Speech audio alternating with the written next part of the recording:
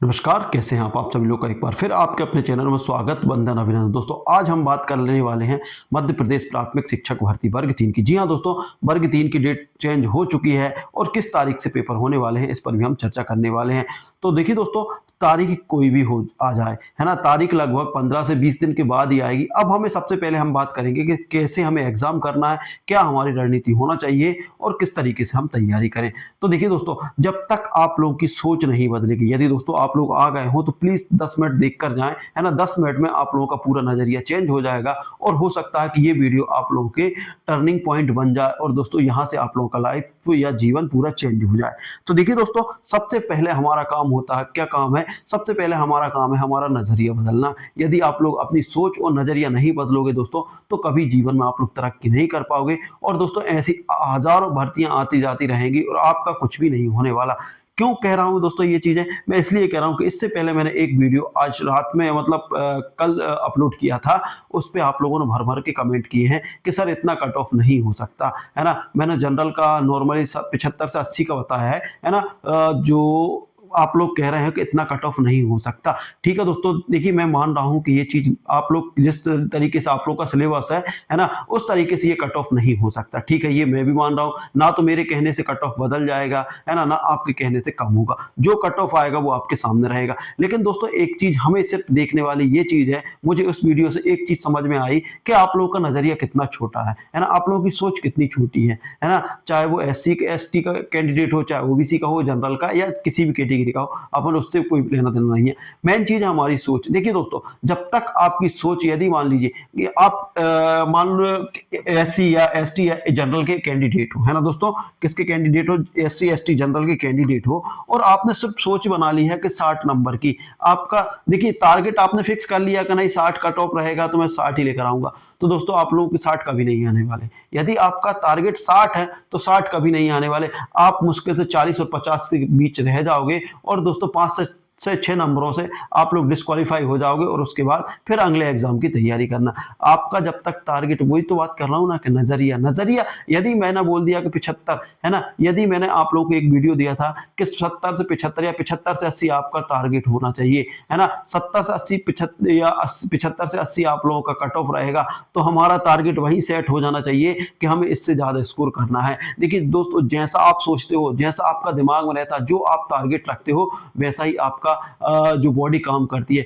वैसे ही आपका पढ़ने में मन लगता है। जब आपने पहले ही मानसिकता बना ली दोस्तों कि हमारा सिलेबस इतना बड़ा है तो हमारा कट ऑफ तो 60 नंबर जाएगा, तो हम उस हिसाब से ही, हमारी बॉडी भी उसी हिसाब से काम करती है और हमारा दिमाग भी उसी हिसाब से काम करता है। तो आप 60 नंबर के लिए पढ़िए, तो 60 नंबर कभी नहीं आएंगे। यदि आप 60 नंबर की तैयारी कर रहे हैं दोस्तों, तो यदि आप लोग 60 नंबर के लिए तैयारी कर रहे हैं, तो मैं बता दे रहा हूं कि 60 नंबर आप लोगों के जीवन में कभी नहीं आएंगे। यदि मान लीजिए 60 नंबर आ भी गए, तो 60 नंबर में आप लोगों का कभी भी सिलेक्शन नहीं होने वाला।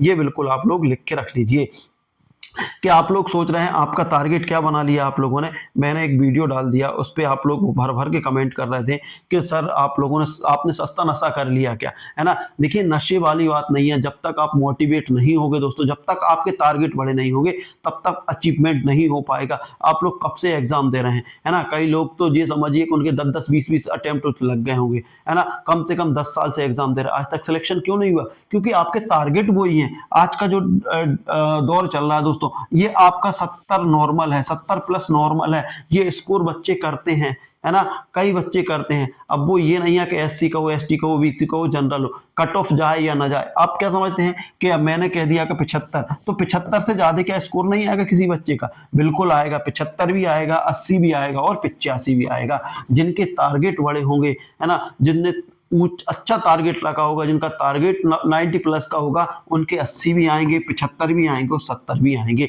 है ना। और जिनने जो सोच रहे हैं कि नहीं वो कट ऑफ तो भैया जो जनरल का है वो 50 से 60 जाएगा, तो 50 से 60 आप रखिए बिल्कुल कट ऑफ, है ना। आपका टारगेट ये दिमाग में रखिए और तैयारी करिए, तो आपके नंबर आ जाएंगे 60 और कट ऑफ निकल गया मान लो 62, तो रह जाओ। फिर अगले साल 5 साल बाद तैयारी करना, 5 साल के बाद आपको फिर भर्तियां मिलेंगी और आराम से बैठना, फिर उसके बाद ऐसी बातें करना और फिर उसके बाद सिलेक्शन, और ऐसे ही ऐसे ओवर एज हो जाना और उसके बाद सब छोड़ छाड़ के खत्म।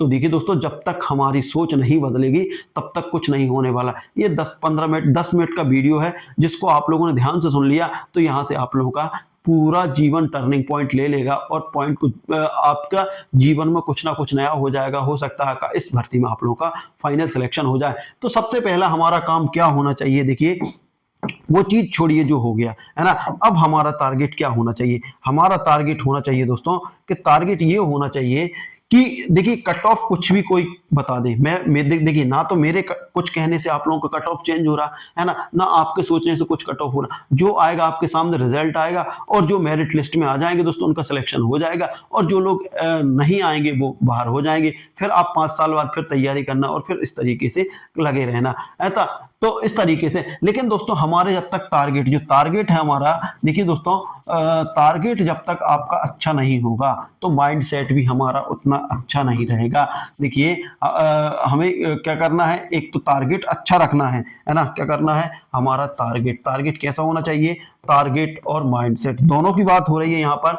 तो हमारा माइंड सेट, ठीक है माइंड सेट। तो देखिए जब तक आप अपना माइंड सेट ठीक नहीं करोगे और टारगेट ठीक नहीं करोगे जब तक सिलेक्शन हो पाना संभव नहीं है। टारगेट देखिए टारगेट जब तक आप 80 प्लस का नहीं रखोगे है ना तब तक सिलेक्शन की बात भूल जाओ, ठीक है ना। तब तक ये समझिए कि आप लोग सिलेक्शन की बात कर रहे हैं ना वो तो बिल्कुल भूल ही जाएं। टारगेट हमारा 80 प्लस होना चाहिए। इस क्या है सिलेबस कुछ भी हो है ना, टारगेट हमारा 80 होना चाहिए। उसके लिए हमें मेहनत भी करनी पड़ेगी। मेहनत क्या करनी पड़ेगी, यदि हम 6 घंटे पढ़ रहे थे, 6 घंटे रोज पढ़ रहे थे तो 8 घंटे पढ़ो ना, 10 घंटे पढ़ो, 24 घंटे होते हैं दिन में है ना, 24 घंटे होते हैं। एक महीना और बचा है, एक महीने के लिए सब कुछ भूल जाओ। 24 घंटे में से आप 8 घंटे 6 घंटे आपको सोने के लिए दे दीजिए और 6 घंटे आपके बाकी काम के लिए दीजिए है ना, या फिर 8 घंटे आप लोगों को रेस्ट दे दीजिए और 4 घंटे बाकी काम के लिए दे दीजिए, या 6 घंटे यहाँ से दे दीजिए तो भी आप लोग 6 और 4 14 घंटे हो रहे। 14 घंटे में फिर भी आप लोगों के पास 10 घंटे मिल रहे हैं। 10 घंटे आप तैयारी करिए, 10 घंटे मेहनत करिए, कैसे आप लोगों के 80 प्लस भी होंगे, 80 प्लस भी होंगे और 75 प्लस भी होंगे, ठीक है ना। 80 प्लस भी होंगे और 75 प्लस भी होंगे और उसके बाद आप लोगों का सिलेक्शन भी होगा। ये चीजें आप लोगों को ध्यान में रखना चाहिए। और इसी हिसाब से देखिए उसी हिसाब से मैंने ये वीडियो बनाया था। मैंने वीडियो पहले भी बोल दिया था कि ये सिर्फ संभावित कट ऑफ है ना, उसको आप लोग इतना पैनिक नहीं लेना चाहिए था है ना। आप लोग बहुत ज्यादा पैनिक ले गए, उसमें बहुत ज्यादा आप लोग कमेंट्स कर रहे हैं है ना। तो ये चीजें आप लोगों को होना चाहिए कि जब तक आप लोगों का माइंड सेट नहीं होगा दोस्तों तब तक हमारा कुछ नहीं हो पाएगा।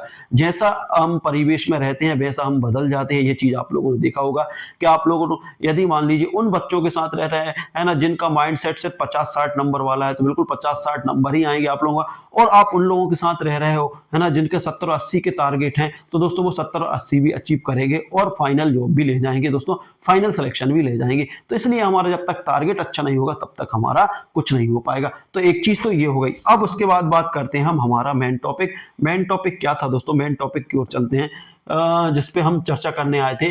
तो न्यू एग्जाम डेट, देखिए न्यू एग्जाम डेट आज डिक्लेयर होने की पूरी उम्मीद है कि आज शाम तक डिक्लेयर हो जाएगी। यदि आज नहीं होगी तो फिर सीधी बात है ये कब मिलेगी हमें ये डेट, ये मिलेगी सोमवार के आसपास मिल जाएगी। तो कब हो सकती है, तो ये दोस्तों सितंबर के लास्ट में हो सकती है या अक्टूबर के पहले वीक में आ सकती है। वहीं बात करते हैं कितने लाख एग्जाम देंगे। तो देखिए यदि हम बच्चों की बात करें कि कितने लाख बच्चे एग्जाम देंगे तो हम इस पे भी चर्चा करने वाले हैं। देखिए कितने लाख बच्चे एग्जाम देंगे इस चीज पर भी हम लोग अभी चर्चा कर रहे हैं कि कितने लाख बच्चे दे सकते हैं। तो देखिए एग्जाम देने की बात करता हूं तो लगभग आप लोगों के 1 लाख से, देखिए 1 लाख से लेकर 1.5 लाख के बीच बच्चे एग्जाम देने की उम्मीद है कि 1 लाख, देखिए अभी क्लियर डाटा किसी के पास नहीं है ना। 1 लाख से 1.5 लाख की उम्मीद लगाई जा रही है कि 1 लाख से 1.5 लाख के बीच आप बच्चे एग्जाम दे सकते हैं। यदि एक संभावित स्थिति बताऊं तो मेरे हिसाब से, देखिए मेरे हिसाब से 1 लाख से ज्यादा कैंडिडेट नहीं होना चाहिए। 1 लाख से ज्यादा कैंडिडेट नहीं हो सकते है ना। बाकी जो दिख रहा है वो चल रहा है कि 1.5 लाख कैंडिडेट फॉर्म भरा है। अभी देखिए ऑफिशियल किसी के पास नहीं, ना एमपी ऑनलाइन के पास, ना किसी के पास, सिर्फ व्यापम के पास, ईएसबी के पास है तो वो उनके पास है डाटा। तो 1 लाख बच्चे हैं, कितने दिन में एग्जाम हो जाएगा, लगभग 3 से 4 दिन लगेंगे, मतलब 8 सितंबर अधिकतम कितने ही एग्जाम को फॉर्म भरें उतने है ना। और उसके बाद बात है अब तैयारी कैसे करें, फाइनल सिलेक्शन हो जाए। तो देखिए दोस्तों हमें एनसीईआरटी को पकड़ना है, किसको, NCERT। देखिए NCERT जो की बुकें हैं उनसे ही तैयारी करना, खास तौर पर हमें किसकी, देखिए दोस्तों साइंस और सोशल साइंस, सोशल, ये दो सब्जेक्ट ऐसे सब्जेक्ट हैं जिनको आपको एनसीईआरटी से पढ़ना पड़ेगा। और एक होता मैथ्स, है ना, मैथ्स, ये तीन सब्जेक्ट को आप एनसीईआरटी से पढ़ना पड़ेगा। एनसीईआरटी पूरी कंप्लीट कर लीजिए, जो उसके मेन फैक्ट हैं उनको रट लीजिए, है ना। जो जो आप लोगों को लग रहा है एग्जाम में आ रहा है, अब 1 महीने का टाइम और बच गया, मिल गया है, तो 1 महीने में हम और बहुत सारी तैयारी कर सकते हैं। तो हमको हमारा टारगेट पहला होना चाहिए कि हम पूरी एनसीईआरटी खत्म कर दें, उसके बाद ही हम दूसरी जगह देखें। तो एनसीईआरटी सबसे पहले खत्म कर दीजिए 6 से 10, कौन कौन सी क्लास की, कक्षा 6 से, है ना, कक्षा 6 से हम 10 तक की एनसीईआरटी कंप्लीट कर देंगे। इसमें क्या क्या पढ़ेंगे, साइंस, सोशल साइंस और मैथ्स, है ना, ये 3 सब्जेक्ट कंप्लीट हो गए तो यहां से हमारे 70 नंबर पक्के हो जाते हैं। देखिए 30 साइंस के और 20 सोशल साइंस और 20 मैथ्स, इस तरीके से हमारे कितने नंबर हो गए दोस्तों, 70 नंबर यहां से हो गए। बाकी फिर आपकी 15 की हिंदी बचती है और 15 की इंग्लिश। तो हिंदी इंग्लिश को भी 1-1 घंटा रोज दीजिए दोस्तों। इसमें देखिए आपकी रीडिंग स्किल बहुत अच्छा होना चाहिए हिंदी और इंग्लिश में, है ना। रीडिंग स्किल जितना अच्छा होगा दोस्तों, उतने अच्छे से आप लोग एग्जाम क्लियर कर पाएंगे, क्योंकि देखिए यहाँ से पैसेज पूछा जाएगा और पैसेज से ही आंसर पूछे जाएंगे। मतलब ये समझिए हिंदी में, तो यदि मैं बात करूं हिंदी में, जो आपके जो एक पैसेज रहेगा लगभग उसमें 5-6 नंबर के रहेंगे, मतलब 2 पैसेज रहेंगे, तो 2 पैसेज में ही ये पूरे आपके 15 नंबर कवर होंगे। तो जो पैसेज आएगा वो लगभग 200 से 300 पेज, 200 से लेके 300 शब्दों में आएगा, है ना। 200 से या 300, मतलब 200 के ऊपर ही रहेगा। उनको आपको पढ़ना है, पूरा ध्यान से पढ़ना है ना। फिर उसके बाद वहां से हमें आंसर देना था। कुछ आंसर तो डायरेक्ट उस पैसेज से मिल जाते हैं, कुछ आप लोगों के ग्रामर का यूज किया जाता है। जैसे उसमें पूछ लिया जाएगा उसका विशेषण क्या है ना, विशेषण क्या है, कारक क्या है, कौन सी संधि का यूज किया है, समास किसका यूज किया गया है, ये ऐसी चीजें, तो संधि, समास, है ना, ये चीजें आप लोग देख लें, क्रिया विशेषण, कारक, है ना। तो ये चीजें देख लें, ये बिल्कुल ये भी कोई डिफिकल्ट सब्जेक्ट नहीं है। हिंदी आराम से कवर हो सकती है। हिंदी में 15 नंबर का पोर्शन है, तो 15 नंबर में से हम आराम से 10 से 12 नंबर ला सकते हैं, ठीक है ना। वही इंग्लिश की बात करते हैं, इंग्लिश थोड़ा सा टफ हो सकता है आप लोगों के लिए जो इंग्लिश बैकग्राउंड से नहीं है दोस्तों। जो इंग्लिश मीडियम है तो उन्हें कोई दिक्कत ही नहीं है। तो इसका स्किल भी आप सुधारिए। सबसे पहले आप रोज एक टाइम बना के रखिए, हमें आधा घंटा इंग्लिश की रीडिंग करना, आधा 1 घंटा आप रीडिंग में दीजिए। तो आप लोग अच्छे से पहले रीडिंग करना सीख लीजिए, है ना। रीडिंग जितनी अच्छी होगी उतना अच्छे आप लोग एग्जाम में आंसर यहां से आप लोग क्या स्कोर कर पाएंगे इंग्लिश में। देखिए सबसे पहले आपका रीडिंग स्किल इंग्लिश का बहुत शानदार होना चाहिए। जब तक आपका रीडिंग स्किल नहीं सुधरेगा तब तक सिलेक्शन नहीं हो पाएगा, ठीक है ना।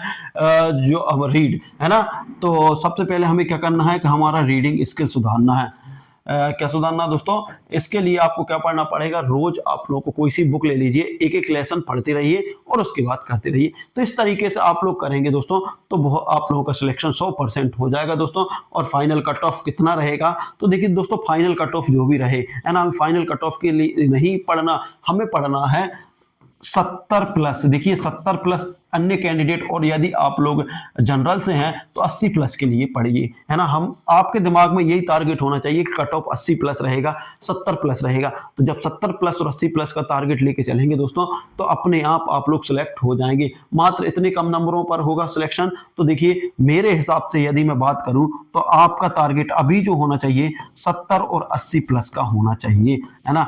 इससे कम नंबरों का बिल्कुल टारगेट नहीं होना चाहिए। ये समझिए कि आज ही ये ठान लीजिए कि इतने ही नंबरों पर हमारा सिलेक्शन होगा, इससे कम नंबर आए तो हमारा सिलेक्शन नहीं होगा।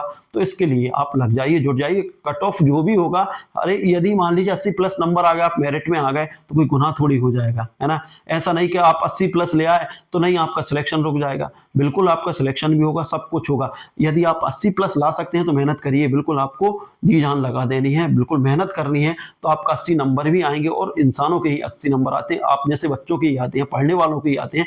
तो आप इस तरीके से मेहनत करेंगे तो बिल्कुल आप लोगों का बहुत जल्द आप लोगों को सफलता मिल जाएगी। तो दोस्तों ये था वीडियो, आप लोगों को थोड़ा सा भी अच्छा लगा हो तो दिल से लाइक, शेयर और चैनल को सब्सक्राइब कर लेना। और दोस्तों यदि जिन लोगों ने कमेंट्स किए हैं तो उनको प्लीज बुरा नहीं लगना चाहिए, है ना। मुझे थोड़ा सा ऐसा लगा कि आप लोग कमेंट्स कर रहे हैं तो ये आप लोगों की मानसिकता थोड़ी अलग है, निगेटिव है ना। तो आप उसको निगेटिव को पॉजिटिव में बदलिए और दोस्तों सिलेक्शन लीजिए और उसके बाद बताइए कि फिर क्या कट ऑफ जाता है, वो अपन फिर देख लेंगे। तो मिलते हैं अगले वीडियो में, तब तक के लिए जय हिंद, जय भारत।